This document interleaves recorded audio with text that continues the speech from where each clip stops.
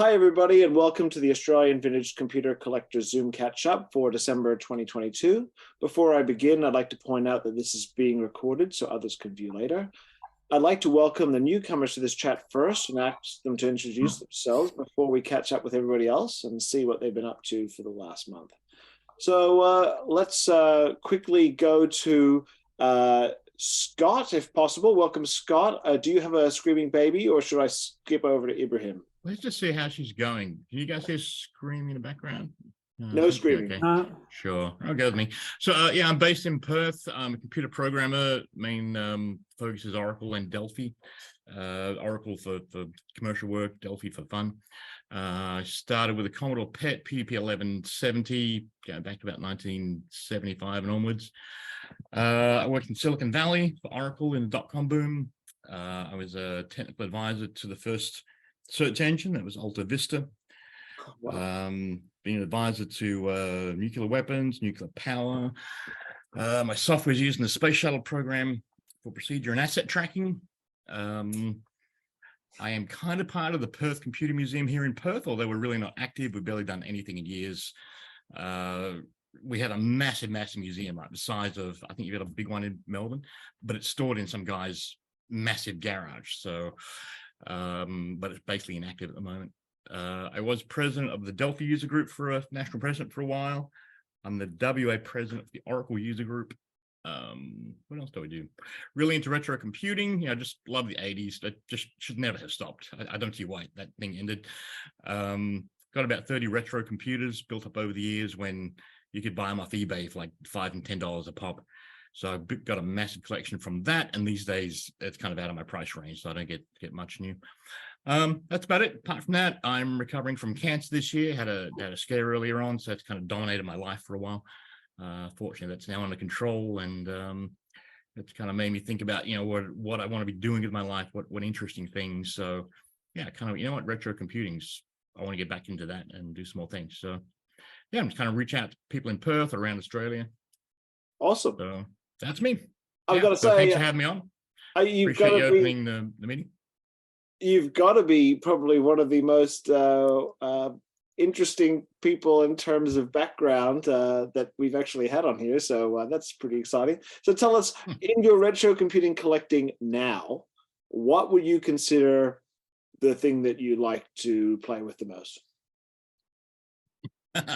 My broken baby. I bought so when I was working in the US, when eBay first came out, you could buy things dirt cheap. I'm talking like $5-10 for an Apple Mac that was maybe 10 years old, or they would have spent $10, and shipping cost nothing. So every time I went on a trip, I would just load up my baggage, and I had a 60-kilo limit on my airline baggage because I was flying so often. So I would just load them up. Prior to my collection, I bought an Apple Lisa in working condition. Silly me, I took it apart in the US because I had to split it up in the baggage, or it was going to cost me a fortune. And I've never tried to put it back together again. I'm kind of thinking about reaching out to people in Perth and saying, hey, look, I've got this Lisa in pieces.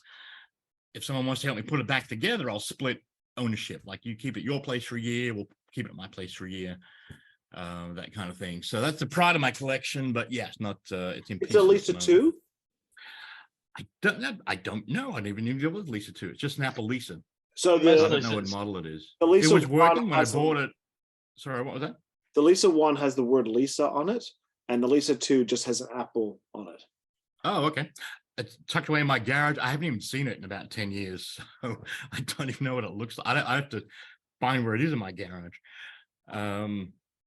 Yeah, so I don't know. When I bought it, it was working. Played with it for a while. I only did things like disconnected the power drive and the hard drive and that kind of things because they were just so heavy.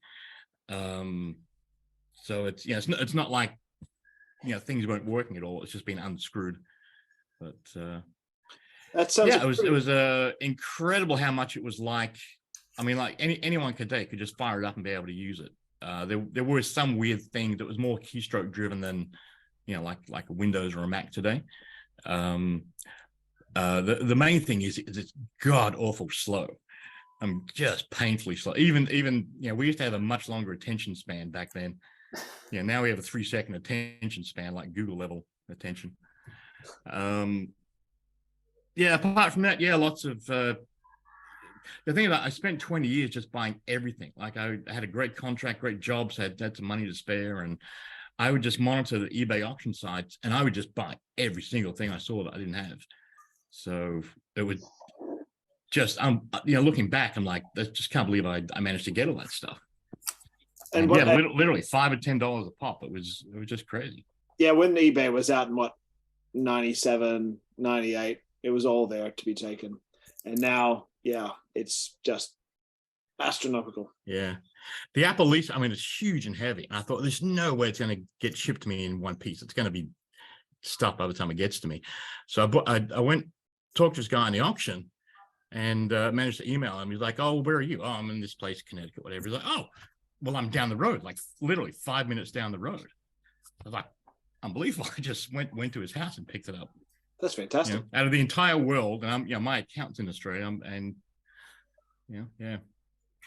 So yeah, lots of bits and pieces. Not much. I've got a kind of office behind me, but most of it's just in storage in my garage. I don't really have much on display. I'm happy with it just being there. My idea is in the long term probably to donate it to a museum. I mean, my kids don't have that much of an interest in it. Cool. So I've got a note in my Carcat files of the family saying if I Carcat, reach out to these people, they'll find someone that will do something with them. And what was running on the space shuttle that that you had input into? Right. So asset tracking and procedure tracking. So basically every single thing down to the smallest screw, because if they run out of screws, they can't get a new one in space. So the procedure tracking would be things like the astronaut needs to reach into his left middle pocket, unzip the pockets. They get down to that level. So every little procedure to like the wiggle of their pinky finger, they plan and then tracking where everything is on board the shuttle. So every tiny screw to the every large bit of equipment, the smallest.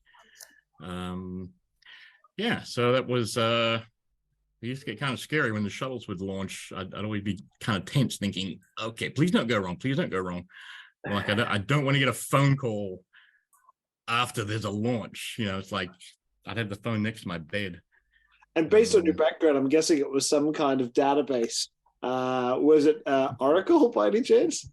Yeah, it was Oracle based. So I'm basically Oracle programmer, have been for 35 years, something like that. So basically it was software that was like gave you a starting point for building your applications. So it's all about building data entry systems, which the main focus is actually getting the data back again, not entering the data. You need to search for and get data out. And I think there's a couple other things built there as well, but I wasn't involved in those. That's very interesting. Thank you very much for sharing. Not too many space shuttle software engineers coming around these parts. So thank you very much. No, I had to live with, when I moved back to Perth, it's like the peak of my career is gone. There's not many space shuttles around here anymore. So I kind of, go back to no more .com boom and search engines. And it's just, I just had like a regular programming job here. Cool. All right, well, Perth, Perth, everyone should live here. It's a lovely place. Well, thank you for tuning in, and maybe you'll get some ideas for what we're all doing. In the meantime, Ibrahim, would you like to introduce yourself? Absolutely. Can you guys hear me clearly, or has it gone to my laptop's mic? Okay, brilliant. I'll just go in and preface and say I definitely don't have I don't think any of us have much on Scott, but with that out of the way, yes. Hi guys, my name is Ibrahim. I always suck at these. I currently live life as a L1 L1 cybersecurity guy. My claim to vintage tech is mostly with 90s era x86 tech, with a particular focus on the IBM OS2 platform. Well, my friend, you are in good company. A man of taste. Well, now. Ain't that just brilliant? But yeah, so I'm not really sure where I'm not really sure where my interest in OS2 specifically started. I would assume, like, I would estimate that would have been like in the past 6 or so years, especially when a friend of mine gave me his copy of Ecom Station. I want to say Ecom Station 1.1 or something like that. I'm not sure if they had a 1.1. There was the 2.1 beta. But yeah, something to that effect. As for how I started out with vintage computers, it would have been around 2009, and a friend of mine gave me an IBM ThinkPad T22, claiming that it was the biggest piece of crap that he had ever seen, and absolutely nothing could be done with it. And I essentially made it my life goal to prove him wrong, which I definitely did. From that point forwards, my sort of, I guess, like, the really, really big thing that that I really aim to do with most, like, vintage hardware and software was to get it to run in modern applications. So for a lot of my teenage years, I was, believe it or not, dailying Windows 98 second edition, which obviously was to varying levels of success. But in my logic, I merely did it because it could be done. Going back to going back to the present day, I'm mostly a 90s / early 2000s IBM / Lenovo ThinkPad collector. They're running a variety of OSs. Because of work life, I haven't had much time to really delve into it as much as I used to be able to. My flagship, so to speak, would be my Lenovo ThinkPad T450S, which is currently running Arca OS 5.0, which is the current incarnation of the IBM OS2 platform, run by the company Arca Noai. Cool. My history with OS2 was a little bit different. So in the day when Windows 3.1 was the platform for everyone, I decided to go the OS2 pathway with OS2 2.1 for Windows, which is the version of OS2 which would take your Windows 3.1 installation disks and supplement it so you've got OS2 in Windows compatibility with the WinOS2 system. And then I continue on to Warp 3, then OS2 Warp Connect, then OS2 Warp 4. And I stayed on there till the bitter end, and I probably migrated to Windows XP, would be, 1997, I guess. So I moved on pretty late. So I've got truckloads of OS2 stuff, including box software. I bought everything. I've got SimCity for OS2, SimCity 2000 for OS2, lots of individual. I was an OS2 fanboy for years. Unfortunately, once Ecom Station turned up, I was already gone. Right.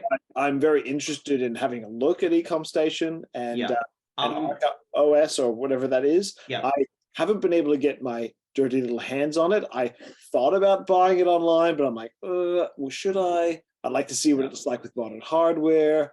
It's all very interesting. I'm hoping they've got rid of that god-awful single input queue, which was a thing that Windows NT people used to mock me about, where you could lock the computer up by just holding a key down on the keyboard. Well, I don't think they have. I hate to say it. If you do plan on diving back into it, all I can really all I can really comment is definitely avoid Ecom Station. It's even even when it was relevant, it wasn't really much of a it wasn't really much of a step over Warp 4.52 client. Arca OS has like a whole bunch of Arca OS is like a whole bunch of niceties for both modern and vintage hardware. And from my experience at least, it seems that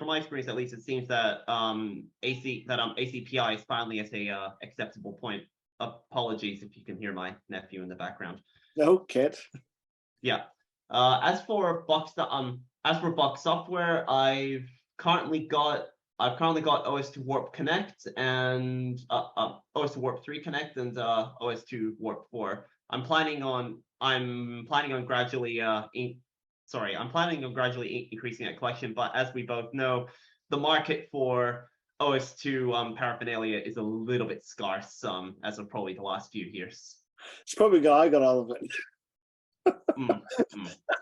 Yeah, I've got too many boxed copies of OS2, so maybe we could communicate and I could let some accidentally pass your way at no cost because I've got oh, by all means. Cool. All right, well, welcome. Nice to meet you. Yeah. Apologies if my camera's off for most of this meeting. I'm down with a moderate flu, so I'm just not doing too fantastically. Yeah, no worries. Well, thanks for taking the time to join us while being unwell. By all means, thank you. All right, so I'm going to start with what we've been doing for the last month. So the most important thing was I spent some time tidying up my little, I've got a room down there where I've got things. I actually tidied it up. It was almost unrecognizable as a computer collection and more a pile of garbage. So now it resembles something quite respectable. I have been continually buying homebrew titles for the Intellivision, and I just wish they would stop releasing titles because I have spent so much money in the past 4 or 5 weeks. I've created a new shelf row. I don't know if you can tell, but all these I bought in the last month. Whoops. Anyway, that was about 30 titles just fell on the floor. But I've been going crazy buying them. But probably the most interesting thing I purchased, I'm sure you saw it on eBay. It was a Japanese IBM JX. It came on eBay Australia. I bought it for the bargain price of $205. Here is the front panel that I've removed for the moment. I did see that. Yeah. Anthony. Yes. Anthony, you're not going to believe this. I was on the checkout page when it vanished. So this IBM JX, it was purchased because I haven't got a Japanese variant. I've got quite a few JXs. And what's interesting is it's got the only fit. You'll notice it's got the daughter board right there on the motherboard. And that's the only real variant difference. And that's the Japanese ROM set. But unfortunately, it doesn't work. I'm going to go through it and figure out what's wrong. It just gives 2 beeps in a row, which is promising. It's not dead, but I've just got to figure out what that means. So what I'm going to do is I'm going to grab a Australian JX and work out what the heck's wrong with it. If it can be of any help, I do have a Japanese JX myself. So my question to you, Pat, is does the Japanese JX use the conventional monitor of a domestic JX? I don't know because I have a Japanese monitor and a Japanese keyboard, so I don't know. Because that would be interesting to know, because that's the only thing that I can't validate, because it's not there's a dead JX just sits there and hums at you. This isn't a dead JX. This is a JX that's showing some peculiar characteristics. As long as you don't swap any parts, I will give you my JX bits and you can try and work. Oh no, you're getting this one. Well, but no, it would be interesting to just grab my JX monitor, plug it into yours, and if it does the same thing mine does, I know what the problem is. I'm trying to say. So if it's saying your graphics modes aren't capable to display this Japanese character set, which I think isn't the case, because I'm pretty certain it's the same monitor. I'd be stunned. What do you remember what the model number of the number is? Of the monitor? It's like 5515 or something like that. I can't remember. I'm pretty sure that's what it is. But if you could take if yours in your house? No, it's in storage. Because if you ever had a chance just to photo or see a photograph of, I can pull up a photo if you want one though. Yeah, I'd love to know that model number. If it's the same as the standard domestic JX, I would be. That's a rabbit hole I don't have to go down. Other than that, my personal life and my work life has been getting in the way of everything else. So I don't have actually very much else to share. So I'm going to hand over to Ian. Just unmute my mic there. Hey everyone, how you going? Good. So the big news, I'm sure you saw I put the post up, although we've been talking about it for a couple of weeks now. December 17, which is the next get together of the vintage computing faithful at the computer market at Keysborough. This time it's a Saturday. Don't just think automatically next week, oh yeah, it's Sunday, like it's always been.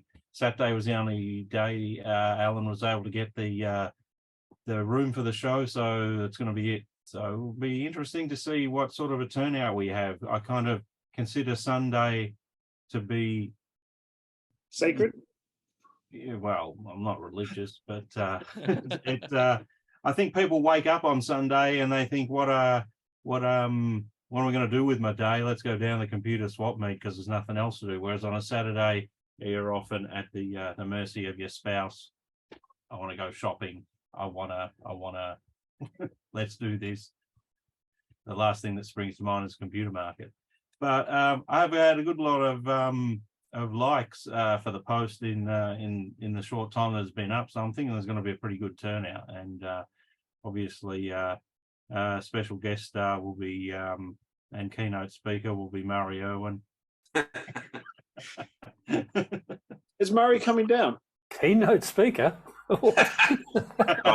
Yeah, I know you like public speaking as much as I do, don't you? Yeah, I'm coming down and I'm setting up a table for. I'm still working on what to bring to show off the ACMS stuff. Oh, Yeah, sweet. good. Unfortunately, I won't Alan's be pretty bringing. good in that he doesn't. We need an extra table or two. He flicks a couple our way. So if you're trying to sort of consolidate down to think I don't want to bring too much stuff, just bring it. Well, I don't want to bring too much because the main reason for the visit is also to bring stuff back. Danny has got huge crates. Two cases there for Henry. Not Henry. Joe. Joe. Yeah. Can you bring those to the Keysborough, or do you want me to meet up with you earlier? No, I'll bring them with me to Keysborough. I've got an SUV, so I can fit all that crap in. Okay, good. It saves you running around. I did see the message that there was a vintage Celeron sitting there in Sydney somewhere. In Penrith, yeah. I don't know if it's still. Is Penrith far from you, or it's closer than I am, I guess? A lot closer, yeah. It's about a 40-minute drive, depending on traffic. Yeah, I think I'll pass on. I got enough sort of Celeron stuff at the moment. I just thought if it was like a suburb away or something, but anyway. So at the moment, I think we've got the usual suspects have signed up on for a table. So we're up to about eight people so far, and we've got a week to go. So yeah, we'll get 6 days to go. So I'm sure we'll get our usual sort of I don't know 12 to 15 tables there. So I'm kind of looking forward to that. I haven't done one of these for. Well, we do them every 2 months. So I haven't done one for 2 months, and that's the big one to look forward to. And I noticed that it's on the same day as the Melbourne House Computer Club, aka formerly known as the Retro Computer Club, has their 6 p.m. party, which gives a good amount of time for anyone who wants to come along to the computer swap meet and then pack up and then go and check that thing out. So I'll put in a good word for them. If David Merton was here, I'd get him to to expand upon that, but must be busy at work or something. Yeah, and as far as stuff I've been messing around with, I've been doing my usual stuff. I wasn't here last time, and before that I was in the United States at Tandy Assembly, so that was a big success. And there's videos of Tandy Assembly 2022. Just Google or just put it into YouTube if you want to watch any of the speeches and live stream of the event and everything. So that was pretty good. Keen to go back there. I mean, I always go back there. It's a no-brainer for me. And yeah, I was messing around with I'm sort of sick of looking at the piles of computers that I haven't that I have to sort of that I bought with the intention of fixing up and selling. And so I grabbed a one of those small form factor compact ProLinear 4860X266s, you know, the ones, Anthony? Yeah, they have like a curved, I'll think about it. My love-hate with those is that they always have flat batteries, and the battery in them is soldered in, and so to replace the battery, it's a full removal of the motherboard, desolder of the battery, and put in a removable battery snap and a replacement battery. So it's kind of like they're not that much fun. But this one I plugged in, actually the battery was still working fine. It had a 2022 date on it. It's still working, even though it's a 4860X266 with 32 megs RAM. Hard drive was dead, and so I just grabbed a random IDE hard drive off the piles of them that I have here and plugged in, and off it went, booted straight into Windows 95. So I've been messing around with that a bit today. So it's kind of occasionally you can have a win with these things, that they don't want to make it, you know, tear your hair out with the amount of work required to fix them up in order to make a living from them, as opposed to just, you know, you got to have a win from time to time. I wish people think of me as a you know, master flipper and high roller, but if I sat down on some of the machines I sell and work out the hourly rate that I could spend on it in order to fix it up to sell it and everything, I would embarrass myself with how low it is. It's probably well below the award for PC technicians. So I try not to think about it too much. But yeah, occasionally I have things which I call home runs, which are, you basically unpack them, test them, clean them up, and put them on the market. But yeah, so that was a bit of fun, that little compact, and it works pretty well. If Justin Condello was here, he would know the type I'm talking about. He's got one of the exact same model. They used to be everywhere, and then nothing really special about them. They do everything okay and nothing fantastically, but they still continue to run. So yeah, and I'm just sort of filling my last eBay orders because I've done this eBay business well since 1999. So that's what 23 years now. So I know that around this any day now, the sales will drop off right until about the middle of January, as people have got better things to do and they've bought everything they want to buy for the time being, and they actually spend some time away from their computers with their family. So that's all the stuff I've been up to. So I'm looking forward to catching up with everyone at this computer swap meet. I've had a talk with Alan, and I said, you know, why well, basically the swap meet isn't getting any bigger, and it's a little bit, its format for them is a bit tired. They like having us along because it brings some interest to the place, part different to the usual stuff that they have there. And also I said, why don't we open it up and welcome it as well as a retro computer exhibition type stuff. Why don't we encourage people to bring all their retro stuff that they actually want to sell and market it as, in, you know, we've got lots of stuff here to sell, not just you know, exhibits and things like that. And obviously this works in my interest because I have a lot of stuff to sell, but I'm sure other people have things sitting around that they're sick of the sight of, or want to move or whatever. And I don't know if you were there at the time that a young lady called Lego came along with a whole bunch of stuff to sell, but she had a great day and got rid of a shit ton of stuff. So Tell me about it. more of that sort of thing. So it was that was a great day. Well, So that's my plan. Is I'll probably bring my usual exhibits and try and bring some stuff that people would be interested in. If people are after stuff, they should contact me during the week, and so I'll bring it along with me. So that's basically what I've been up to. Cool. Any question? Thanks, Matt. All right, William, tell us what you've been up to. Very little over the last month or so, just with work and everything being busy. I really haven't had a great deal of time. I've sort of had to pull my finger out to get ready for next Saturday over this weekend. So I've been mucking around with the CPC Amstrad, just getting a few extra discs ready. I did come across a disc that I picked up in a load of the 3-inch Amstrad discs that was sort of interesting. It appears to be a sales demonstration program that was actually written here in Australia. For the Amstrad, for some the Amstrad. So it's customized for Australia, has quotes from various Australian computer magazines and newspapers and stuff saying how great the machine is and everything like that. So it took me a little bit to get the disc to read.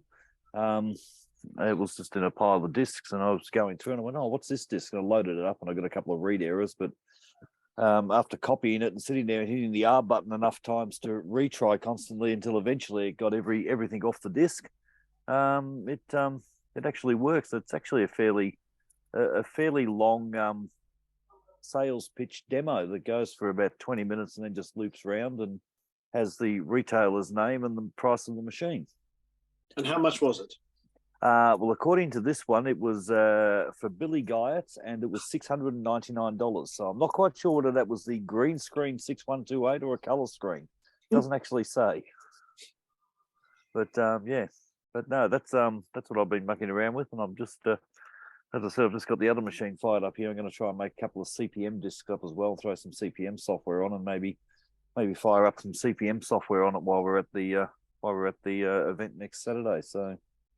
Cool. But apart from that, not much else has been happening other than my new Pac-Man coffee mug.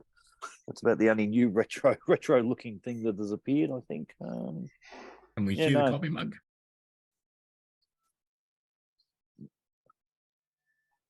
Nice. The local Audi had those last weekend when I went in there. So I was in there and they had these coffee mugs. I went, oh, Pac-Man coffee mug. I'm going to grab that. I think it was about $4 or $5 or something. So it was fairly cheap. So I just thought, oh, I want that. I'm going to have that. It'll be better than my Christmas coffee mug that I've been using since last Christmas. So, but yeah, no. Apart from that, not much else been going on. Got rid of a Windows XP machine that I had kicking around for a while, but decided to get rid of. Surprisingly, I marketed it as a retro gaming Windows XP machine, and some bloke brought it for a mechanical business that he was buying off his boss because all the software runs in Windows XP, and he couldn't find anywhere where he could buy a machine with Windows XP on it. Wow, there's a niche market we need to It's a niche market. Point. Apparently, there's some of this software they use in the automotive industry only works in Windows XP. Apparently, there you go, Ian. There's where you're going to make $1 million.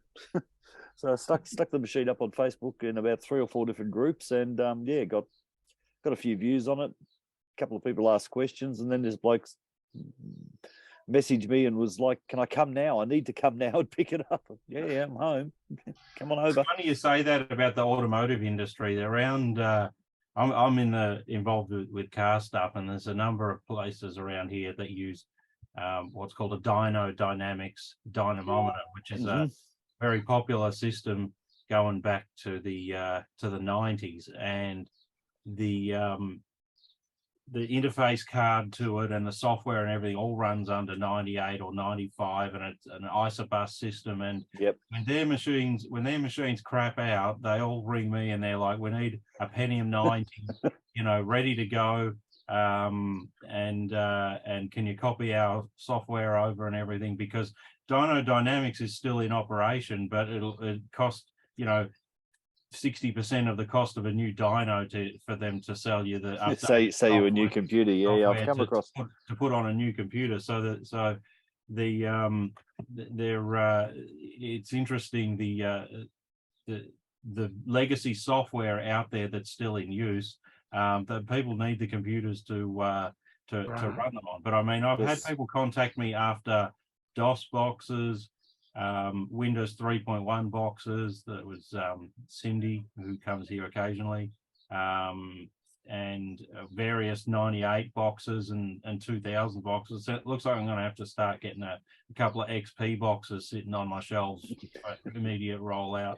It's funny you should mention that. I was at a BP service station probably about 2 years ago at the counter paying for something. Looked through the window into the back office, and there was a PC sitting there running Windows ME. Yeah. I said to the bloke, I said, Windows ME. He goes, yeah, the software for monitoring the fuel in the tanks in the ground. Yeah. So they know whether it's leaking.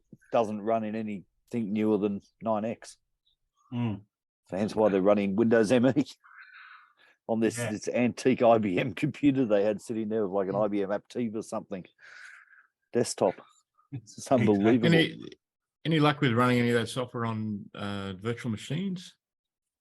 Look, I mean, it's got to be a physical box. Probably could be done. I mean, look, with the guys in the auto industry with the dynos and stuff, I'm assuming it's basically because you need ISA or early PCI in order to get the hardware side running. But I mean, like the guys running the software for monitoring the fuel tanks where they input the data in manually, there'd be no reason why they couldn't just make a virtualized copy of Windows 98 running in VMware or any other virtualizing platform that would allow them to do an install, and the software should, in theory, run. I mean, I suppose it just depends whether these little franchised off businesses have someone with the knowledge that could set it up and make it work. I think for them it's easier just to hunt down an old computer and stick the disk in and reload lately it. I've been having issues where, like, I use VMware Server a lot, and it used to be good at running really early versions of Windows. And what I'm finding is the newer versions of VMware often don't support that. And I'm having to go back. I find other software to run those sort of environments. So I haven't things tried like running haven't tried running old versions of Windows on VMware. I mean, not recently anyway. I mean, going back 5 or 6 years ago, I think I was using VMware Fusion on my Mac, and you could run Windows 98 and DOS and everything like that on that. But I haven't tried an ESXi. I mean, I've got an ESXi server here. I think it's ESXi 6. I think I'm still running version 6, which has just got like my Linux mail server and a few other bits and pieces sitting on it. But I've never tried to do an old Windows on that. So I'm trying to get like Cephal's some old Oracle software from 1990 up and running, and I'm finding VMware Server it won't work, it just hangs. So I'm using things like DOSBox, and I'm trying 86box. So they're virtual machines, but they're specifically designed for that era, to run games from 1990. Yeah. So I'm having to find that VMware doesn't always work when you try to go back that far. Yeah, not back that far maybe now, but yeah. And particularly for games, VMware Server just tries to run as fast as possible, which you don't want for those games. You need them to slow down and run at the speed that they were in that era. Yes, indeed. I've got a few games like that where even when I put them on a 486 DX4, they're just zipping along at miles too fast, even with the turbo button out. Yeah. Pac-Man game's over in a second. Or Pit Stop, the original Pit Stop, and it loads in and you've crashed. Yeah. But no, I haven't actually tried. As I said, VMware Fusion, one of the early versions, like version 4 or something like that, from a few years ago. That certainly ran DOS and Windows 98 without a problem. Sound, accelerated video, and everything like that was available on that. I'm assuming that would equate to. Just trying to think what version that would equate to for the Windows version of it, which would be the workstation version for probably about, I don't know, version 6, 5 or 6, somewhere around about there. I think would have been the equivalent Windows version. But yeah, that certainly worked fine for Windows 98. and DOS. But yeah, I haven't tried any of the newer versions lately. Yeah, the VM software is good at connecting to peripherals. Things like DOSBox and 86DOS. They're just not designed to be isolated. Just run the game, not connect to every other device. Yeah, that's right. So VMware is pretty good with connecting to. You can say I want to talk to a printer or a USB or a scanner or anything. Just pass the hardware directly through. Yeah. Yeah. But no, haven't tried it on that. I might have to give that a shot. Actually, I have to try that on my ESXi server. So the what Windows options it's software got. or DOS? The try software on the yeah. Because what I'm finding for DOS software, DOSBox and 86box are quite good. Yeah, Just DOSBox DOS. has been fantastic for DOS Yeah. stuff. I mean, I've got a machine. I think my modern machine's got DOSBox on it, and that's fantastic because obviously you can slow it down. And actually, when it makes games that are designed to run on a 4.77 megahertz XT, you can slow the machine down enough to run those quite comfortably. But yeah, no, VMware, yeah, obviously you can't slow it down. But I mean, for Windows 98, and even if you want to run Windows 3.1 for some application in 3.1, as long as it wasn't a game, you'd be fine. But I'm going to have a look at seeing about DOS and 98 on the ESXi server and just see if I can get it to fire up. I haven't looked to see what the supported OS list has been like on that, because I've only got Linux and Windows 10 running on it. So, but no, apart from that, not much else has been going on. Okay. So I'll pass it back over to you, Anthony, and we can move on to the next one. No worries, Pat. Pat, you're up. Yep. Let's hear what you've been doing. As per usual, not a lot. I was actually quite fascinated by the earlier conversation around Delphi, because I actually didn't realize Delphi was still, like, I started Googling after you started mentioning Delphi and realized that it had changed hands a couple of times and stuff like that. So yeah, I had experience of that in the 90s, but yeah, it's been a while. So yeah, that's interesting. There's a good free version available now as well. Okay. I think the paid commercial version is really too expensive. If I had to buy it today, I probably wouldn't. I still have it because I bought it a long time ago. I just upgrade each year, but yeah, it's really quite pricey. But yeah, the free version's pretty functional. And you were mentioning before that you were getting involved with the Perth Museum. Yeah, so I'm part of the, I think it's actually listed as the Australian Computer Museum WA branch. Yeah, have a branch there. Yeah, but really inactive. We sort of a couple of emails a year, but it's not much going on. Okay. It used to be based in Perth. There was like a big building here in Perth, but they moved it out, and the guy's got a property. It's just too far away, so nobody can get to it. It's just a big and they've storage. It's an amazing collection. It's got like a Generation 1 computer in there. World War II ENIAC kind of era. Oh. It's like a I call it garage, but I mean it's like a commercial, huge building. It's bigger than a lot of computer museums I've been to around the world. How far out of Perth is it? It's up in the hills area. To be about an hour to an hour and a half drive out of Perth. Okay. So it just depends on what part of Perth you live in. For me, I'm even further than that. Yeah. Okay. So yeah, it's just kind of in storage and basically in a coma. Looks like a trip to Perth coming up.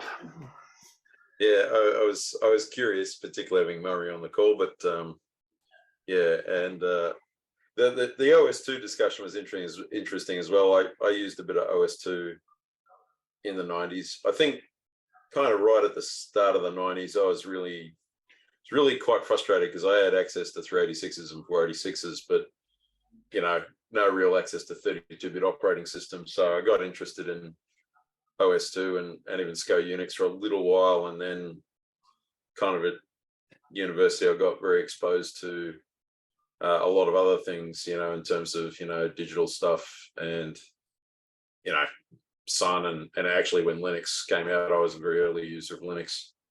But yeah, anyway, it was interesting. Anthony, I did attempt to look up your various recommendations, and they've been for Intellivision that you gave the last time that we caught up. you threw up a couple of titles that I should go and pursue, and then after I investigated all of them, what turned out to be very hard to get. You should buy from Intellivision Collector his current release called Beachhead. I don't know if you played Beachhead on the 64. Commodore 64. Yeah. It's even better on the Right. Intellivision, and it's super fun to play. So go to of the latest batches of releases. Beachhead for the Intellivision from intellivisioncollector.com is a must buy for the Intellivision today. Noted. Look, outside that, the only real activities I've had was just picking up some stuff from Murray. Yep. So I don't know if you want me to bring that to Keysborough Murray, and so you can take it, or I'll talk to you later. Yep, no worries. Let me know. It's actually not that much, but it's anyway. Yeah, I'm arriving Friday afternoon before it, and then I'll be leaving Sunday lunchtime. Okay. Head back to Albury.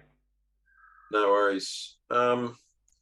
Apart from that, I'm looking forward to Keysborough, and my intent is also to go to the Melbourne House Computing event after, which I've been to a few of those RCC. No, I've been to one of those RCC things, and I thought it was hilarious. I happened to go when Dave Merton was doing his pet talk, and Dave's going to do another talk, and I'm assuming it's probably going to be about VIC-20s because that's the other thing he has a deep interest in. So he hasn't said, but that's my punt. Apart from that, I don't know. So normally I would jump on here and go, oh, I haven't done much, but I bought some stuff. The thing is, I'm now getting to a point where I've kind of bought everything too. So like I don't, I've been stupid busy with work. So hopefully the December, January thing helps sort some of that out for me, and I can actually do some practical stuff. One of the things I'm trying to do, I need to rearrange my home office. So I've got a reason. I do have a space to do a bit of work, but it's not a lot of space. And so I tend to have to do something, then put it somewhere else, and then set something else up again and all that. So there's not enough space, but I have a design that I want to implement to get a bit more desk space to do. But apart from that, not a lot from me. Thank you, Pat. Now, Michael's walked off. Oh, no, he's back. So, Michael, are you ready to update us? Thank you. I was just turning on some overhead lighting. I've done a bunch of stuff. A friend of mine came today. I've made some wood-fired pizza and stuff, and I don't know that it was necessarily some sort of payment in kind, but it was really more of a gift. But he brought me a 128D, Commodore 128D with a keyboard. Very nice. And I don't have. I'm good with Commodore 64s, but I'm currently reading about the 128D's RGB video output, and I can connect it to my 1081. I sold a 1084 the other day and panicked for a moment, thinking it might be the only digital RGB monitor I had, but no, I've got another, and possibly one of my 1084S's will do it as well. So, but yeah, that'll be interesting. It's a bit filthy, but the steel on the top is badly scratched back to bare metal, and I may paint it. So it's a DCR. So it's the produced steel version. Is that okay? Right. Yeah. Okay. So there's two models. There's the Commodore 128D, which is a plastic Commodore 128, and there's the Commodore 128 DCR, which is the later released cost-reduced version, which has got a steel enclosure, which is still good. The DCR is hard to find.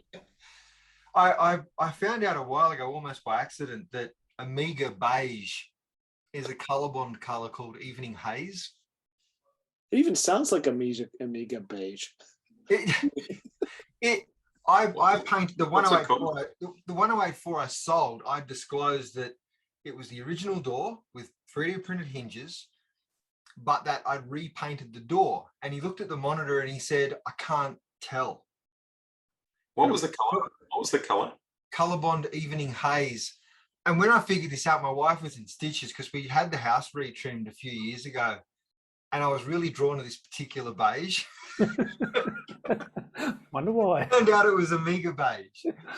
But it is spot on. It looks a little bit dark for the first day or two, but once it's fully dry, it comes in absolutely spot on. It's uncanny. Pro tip. So that's going to be exciting. I also picked up a 17-inch monitor that'll scan to 30 kilohertz. That's unusual. Yeah, or 31 maybe. The Amiga one. Well, yeah, it'll work with a scan double 15 kilohertz Amiga type output, and it's a Dell monitor, but it's a Trinitron. Oh, nice. It was quite cheap, but one of the buttons on the front doesn't work. It's damaged inside, so. As long as it's not the power button, you're all right.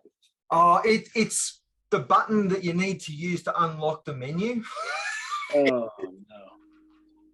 So it's got like you press unlock the menu so you can use all the other buttons, and it's yes is on the left and no is on the right, and it's the go left button that's broken, and of course it doesn't loop.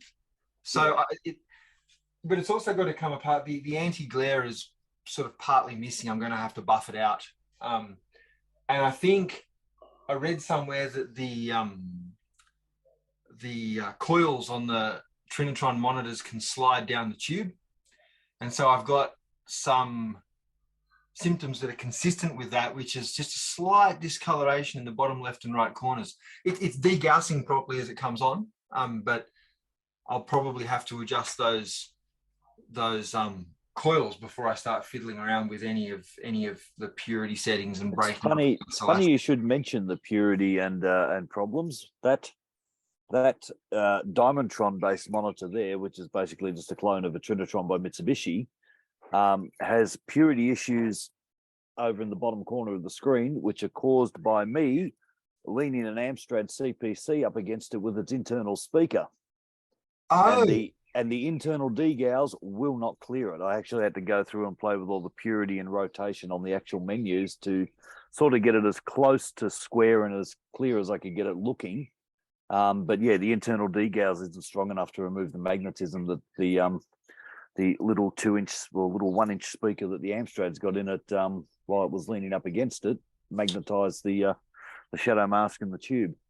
Thanks, William. Maybe that's what's wrong with mine. I did find. So what I've got to try and do is get my hands on a reasonable size degaussing coil and move the thing away from everything and stick it way over the other end of the room and try and wave a degaussing wand over it. If I run my I've got a tape head demagnetizer from a reel to reel. If I put that close to it and run it over it, it'll fix it up most of the way, but it's not strong enough to clear it totally. Once the factory degauss runs again, it goes back to being magnetized. I degauss my machine shop tools, demagnetize with a what do they call a shaded pole fan motor without the armature in it. Yep. I'm thinking about putting a piece of steel in that and wonder and seeing if it but honestly though, I mean perhaps mine's got a magnetism problem as well, but I've got it in both corners symmetrically. Yeah, this had it in the I haven't got a red picture up on it at the moment, but if I factory defaulted it, it'll be if you put a red screen on, you'll get green in this corner and blue in this corner. Right. No, mine's not like that. It's just a little bit purpley in both corners at the bottom. And I read a web post that said, the once the coils are adjusted at factory, they can shift. Okay, interesting. And I should try that, but I should try electrocuting myself that way before I before I start turning any trim pots. I printed myself one of these mouse mats. There you go, that's in focus. It's the Phoenix Microtechnology symbol. I don't know how many of you are aware of the Phoenix replacement motherboard for the Amiga 1000 that was crowdsourced out of Adelaide in the 90s. But I have one, and I've printed myself a matching mouse mat. which is pretty exciting. They're an amazing board. The creator of it, I've heard him being claimed to be one of the first IT crowdsourcing projects, but he sort of did a subscription and then developed a replacement motherboard for the Amiga 1000. You brought all your custom chips across, and it had onboard SCSI, and it had the full 1 megabyte of chip RAM, and it had an Amiga 2000 video slot and an Amiga 2000 Zorro slot on the motherboard. It's essentially an Amiga 2000 with a whole lot of not much space inside it. It's a tremendous thing, and it's covered in his dog's paw prints, and the silkscreen's got a rendition of a poem on it called Desiderata and all sorts of cool stuff. But it's the Phoenix board. I can put a link in the chat later. I picked up one of these scan doublers. I had to go with an open source scan converter with my Amigas, and it went very badly. But this is one of those GBA boards with an aftermarket Bluetooth Wi-Fi controller board attached to it, and it works really well. I'm very, very happy with it. You can roll your own, but this was a factory one because I've got more than enough projects, and it's been quite effective. I also picked up a couple of GoTech drives. I hadn't realized quite how many different hardware versions there were of the GoTech drives, and the various amount of RAM and computing power on board them, and the different features of flash floppy that are available depending on the version of the GoTech drive that you have. Something to look out for if you go down that path. The flash floppy wiki covers it really well, which is super handy.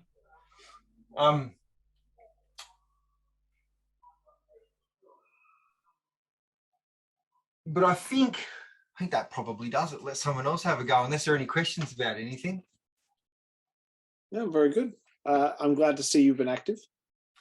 Yeah, I'm kind of not working at the moment, so I have time for these things. Oh, I should say too, if I could please, Scott Hollows, your talk about your NASA stuff was fascinating to me. I've got a background in psychology, amongst other things, and spent quite a few years researching safety culture in aerospace, and it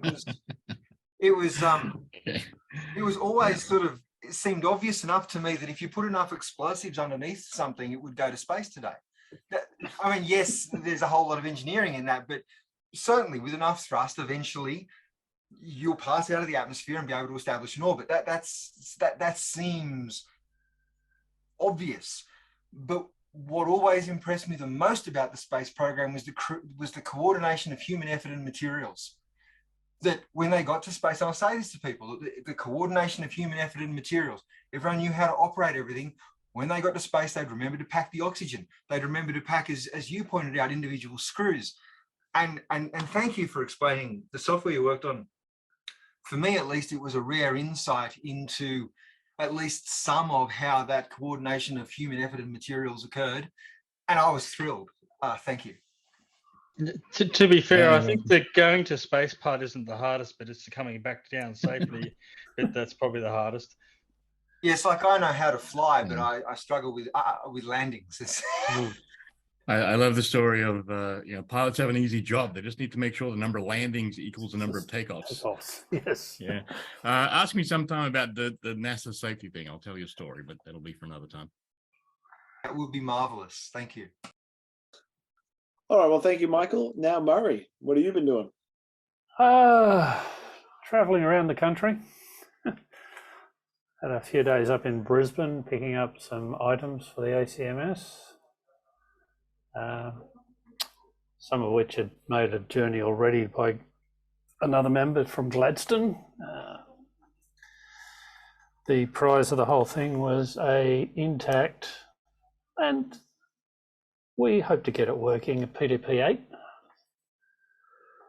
So that's a very nice unit with all its boards intact.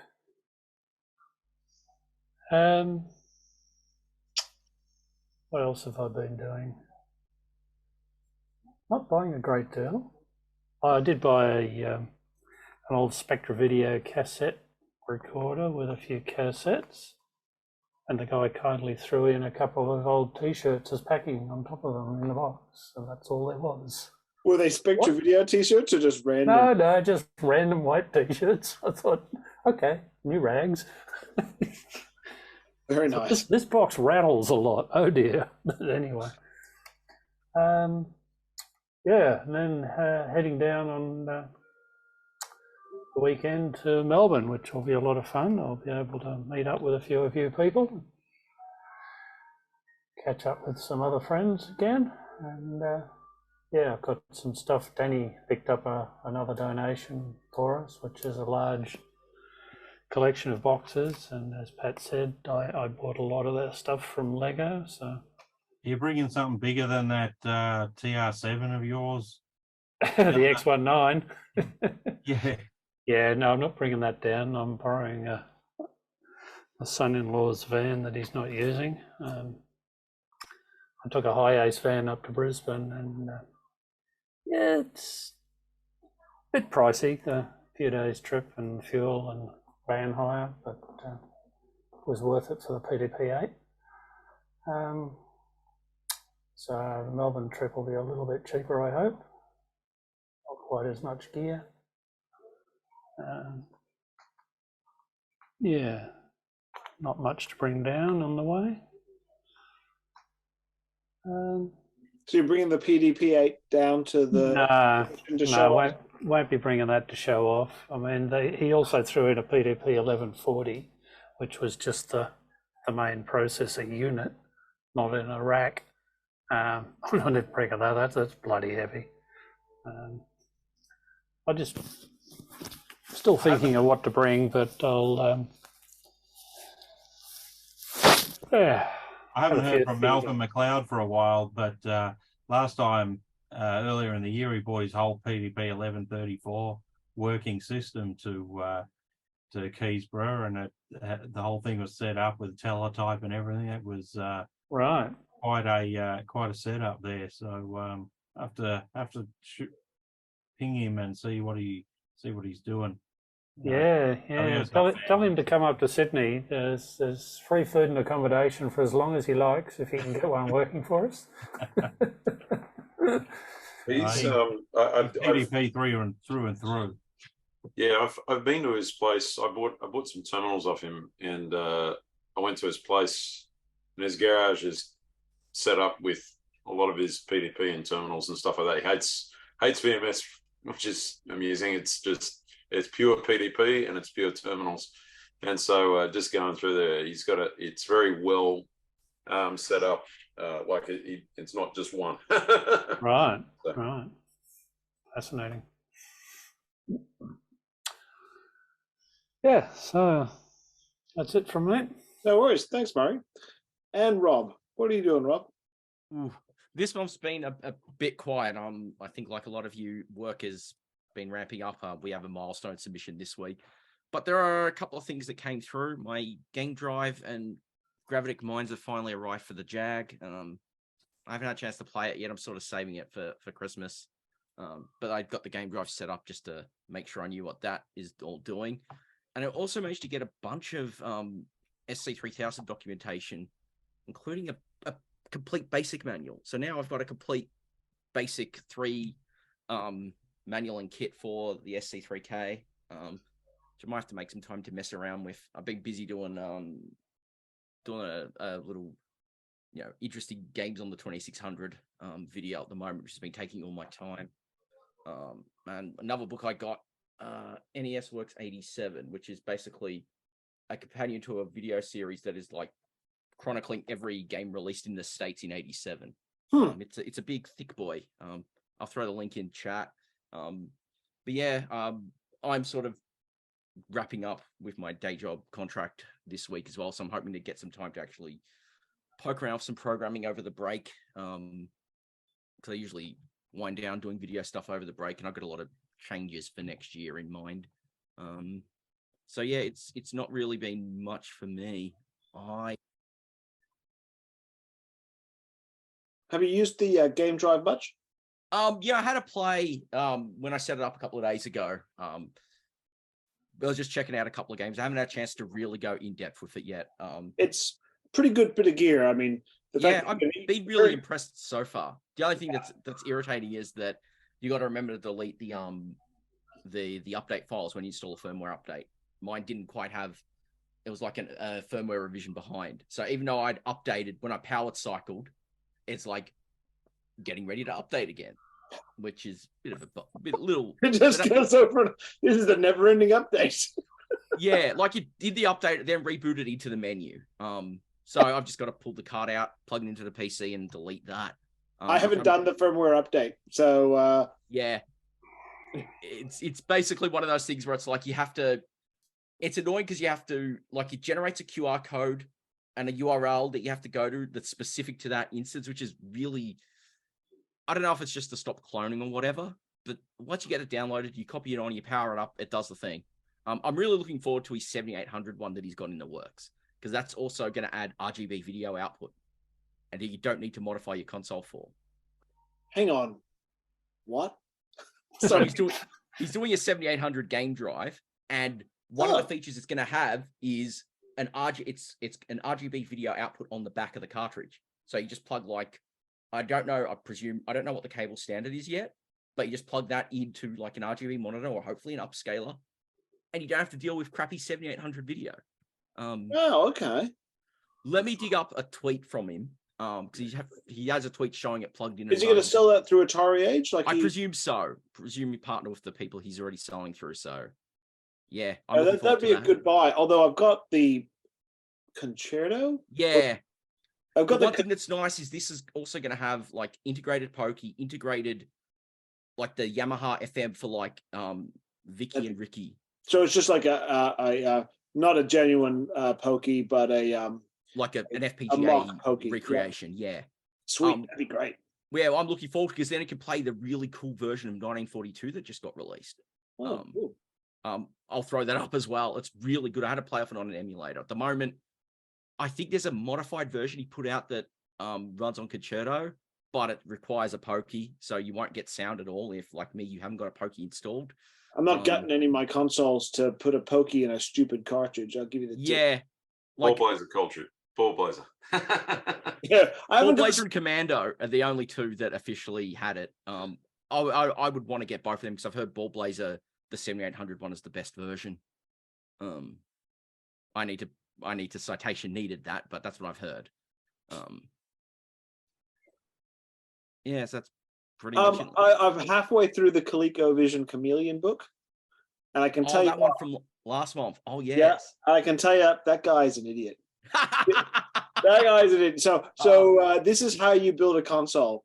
You come up with the idea, you buy a case, you let the rest happen by phase 2. Profit.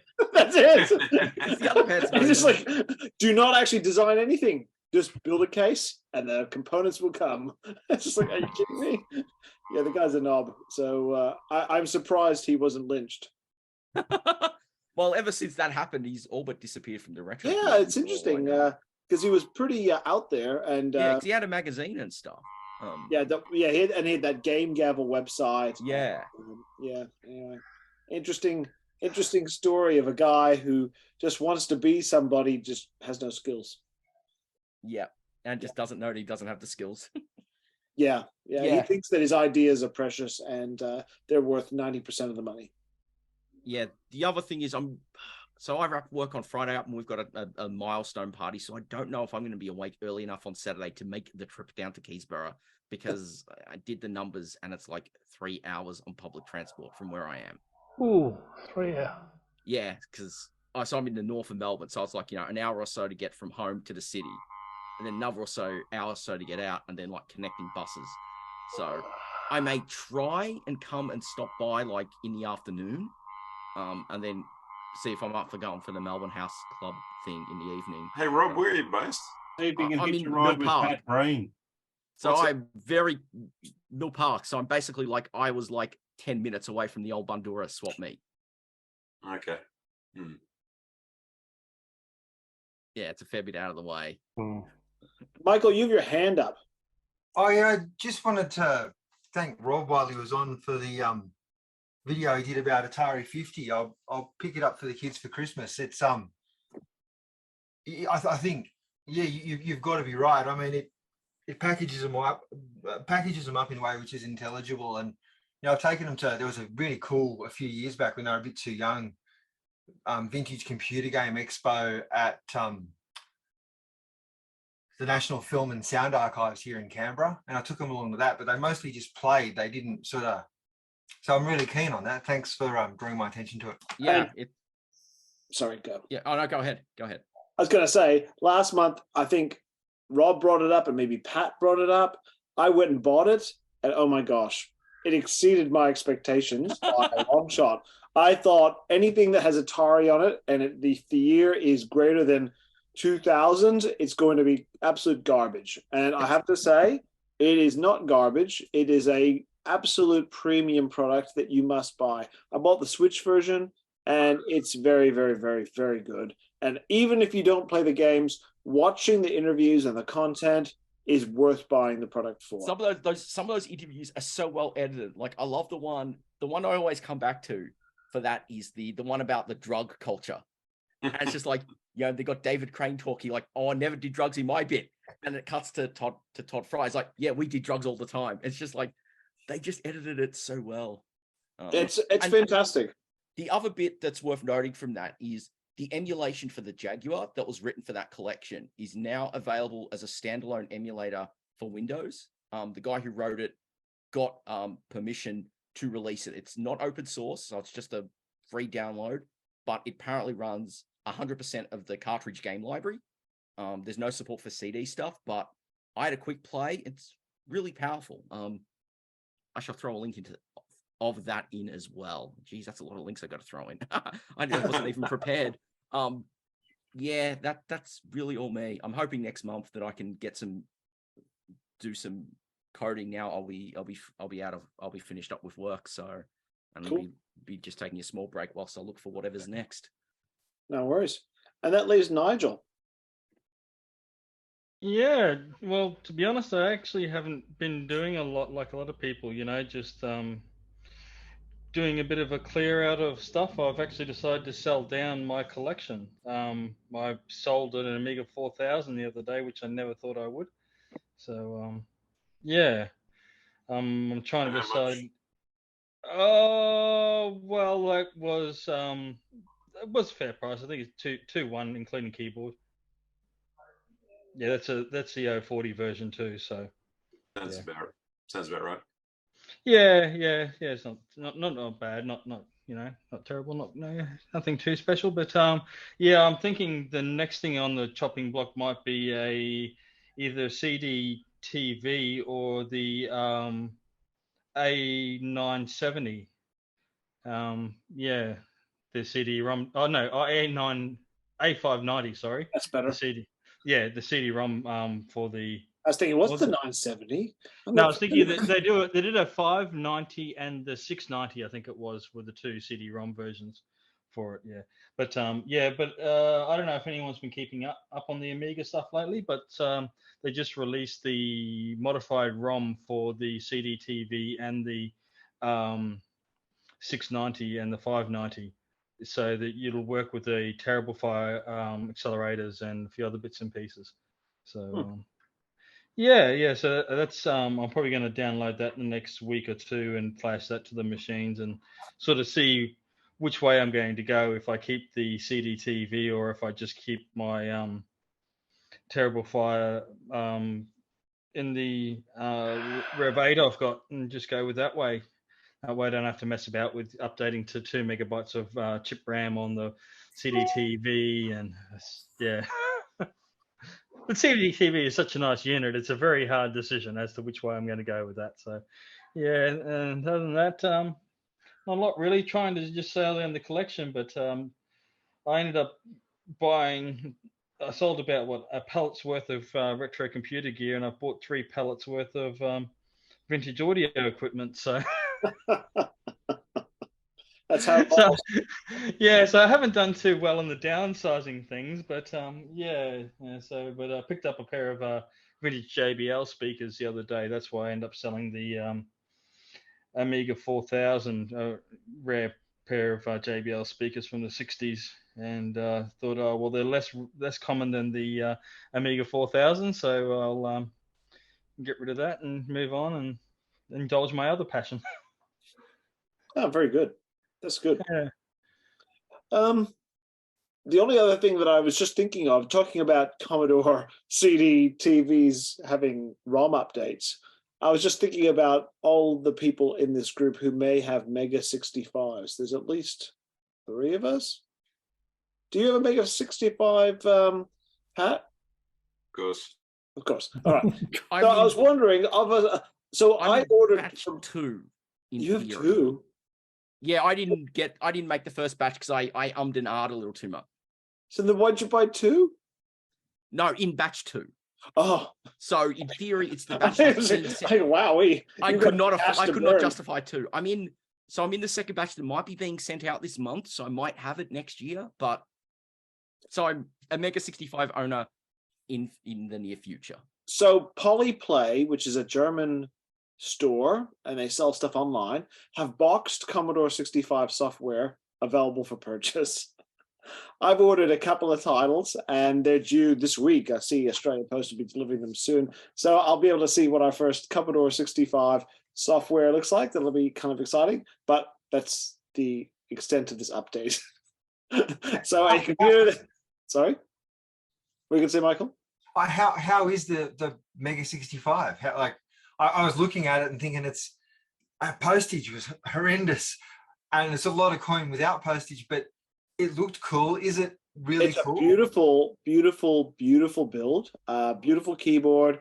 I don't know if you know, but I own a Commodore 65 and the Mega 65, and they are virtually identical. They are virtually identical. So just the one thing I want to do is I want to actually get some of that software from the Mega 65 and just try to load it on the actual 65 and see what success I have. And I think the answer will be no, but it's going to be worth a shot. But no, it's a beautiful piece of equipment. Next time we might talk about it. So next time we have a chat, Michael, in January, I'll give you some feedback about what the software is like on it. But in terms of the operating system and the basic, apparently it's amazing and super easy to write, and that's why all this software is just pouring out for this platform. But it is also 40 years too late. Well, yeah, but pretty much everything I do lately is 40 years. That's okay. I mean, I just sort of looked at it and went, oh wow, that's really something, and it looks like it's got scope to be other things as well. Yeah, that's right. So you should place the order. Just like that, hey? It's that good. That good. While they last, the issue is, Michael, is you delay, you don't get. That's why we have so much things. Pat and I, we get it all. This is why I said, of course. Yeah, well, righto. But no, but in all seriousness, if I actually had time, which I currently don't, I would love to spend some time with it. And I can't wait till Rob Caporetto actually starts writing software for it, like he does the Spectrum Next. I haven't touched that stuff in a while. Like, I'm planning to get back to it, and yeah, I definitely want to play around with it because the extra grunt on the Mega, like, it kind of excites me. I definitely want to do stuff with it. That's the problem, though. I think we've got all these great ideas, and we just don't have any time. Yeah. Or when we have the time, we choose to spend it buying other things. Well, for me, it's making videos. I'm actually planning to sort of back down a bit on the chain of that next year, so I can do like system programming and stuff, because it's not been the results have not been what I've been wanting for a while. So and since I got sick earlier in the year, I've just struggled with a lot of energy, and it's just like, if I'm going to spend that energy, I'd rather spend it on stuff that's actually going to make me more happy. So playing more games, or doing some coding and trying to write some actual games on vintage gear. Cool. Good. Well, I look forward to next month where we have a cornucopia of things on the Mega 65. That would be really, really interesting to me at very least. and I've been to a few of these things, and there's not been anyone participating whose judgment I wouldn't sort of value hearing upon such a thing. I mean, it is just such a lot of money, and I'd really like one of these 15 Commodore Ultimate Elites to go in an old bread bin case, as well as the this and the that and the other. But it does look like a wonderful piece of hardware, and I do have a decent pile of blank double density 3.5, so I maybe I should get crazy with one. Yeah, look, I know it's expensive, but the thing with the Mega 65 is they spend a heck of a lot of money getting those molds made for the case. Like the thing, the box, the product, it basically says I am a quality product. And if that was the product, you could have said could have come from Commodore in 1993. I'm not saying Commodore was like a premium manufacturer of fine products. However, when the Commodore released a product, it was of sound quality, generally realistic build, but the market is so much smaller than it used to be. So they've got to recoup their costs. And the trouble is $100,000 for those molds, you got to sell a few Mega 65s. Yeah, I don't mean to suggest that it's bad value for a moment. It is though just such a lot of dough. It is a lot of dough. But then again, I'm a cherry keyboard switch aficionado as well. So I mean, I've even got a cherry keyboard for my 2000 with the red Amiga keys, and you know, like the thought of having that. Yeah. Anyway, thanks for that. I look forward to hearing a future update from you. There's a cherry keyboard. Oh, very good. All right. Well, I don't have anything else to say. We've already gone around. Is there anything else anyone wants to say before we wrap this up? I'll just chip in one thing, if you don't mind. Sure. I've got a presentation that it's the ACS WA annual meeting at one point on Charles Babbage. So it's like 1800s era, Ada Lovelace, that kind of stuff. So if anybody is interested, I'm happy to do it either remotely. Can't do it in person because I'm in Perth, but happy to do that if anyone's interested at one of the meetings. Yeah, cool. About an hour long. Not really the retro era most people are interested in. I mean, it's like 150 years earlier than that. But anyway, yeah, if anyone's interested, I'm happy to do it. That's good information. That's something that we could certainly actually schedule as some sort of other thing, if you know what I mean.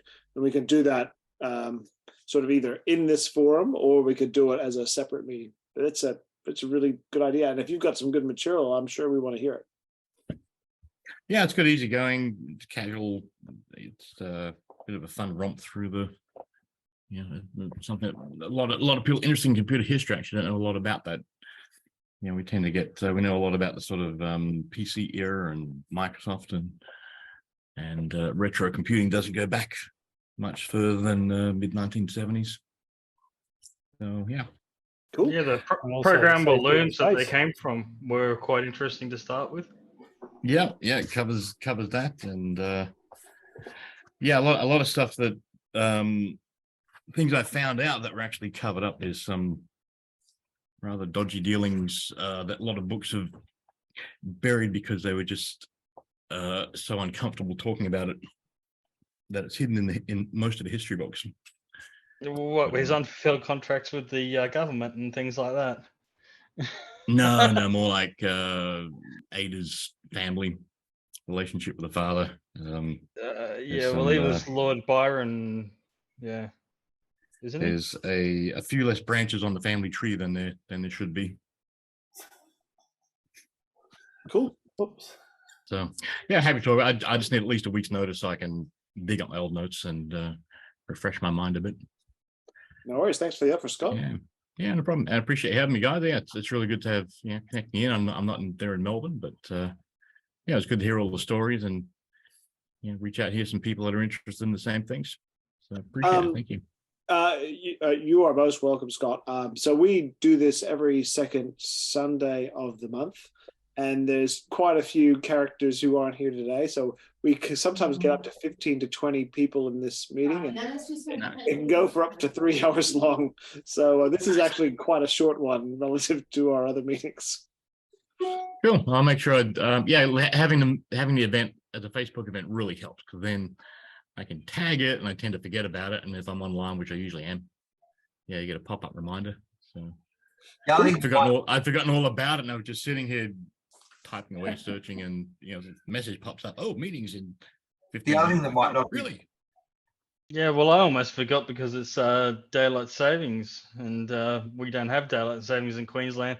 I was like, oh, another hour yet? And I went, oh, hang on, they better check that.